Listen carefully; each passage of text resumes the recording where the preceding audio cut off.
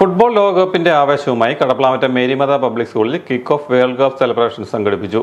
വിദ്യാർത്ഥികൾ തങ്ങൾ പിന്തുണയ്ക്കുന്ന രാജ്യങ്ങളുടെ ജേഴ്സികൾ അണിഞ്ഞ് വർണ്ണാഭമായ റാലിയിൽ പങ്കെടുത്തു.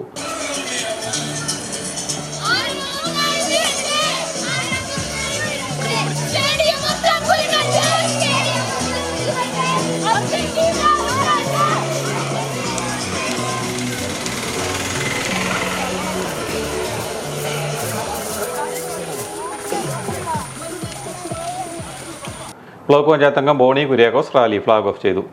വിവിധ രാജ്യങ്ങളുടെ ദേശീയ പതാകകൾ, ഫ്ലക്സുകൾ, കട്ടൗട്ടുകൾ, മുദ്രാവാക്യങ്ങൾ എന്നിവയെല്ലാം റാലിയെ ആവേശഭരിതമാക്കി. ഹൗസ് അടിസ്ഥാനത്തിൽ വിദ്യാർത്ഥികളും അധ്യാപകരും പങ്കെടുത്ത കിക്ക് ഓഫ് പെനാൽറ്റി ഷൂട്ടൌട്ട് മത്സരം നടന്നു.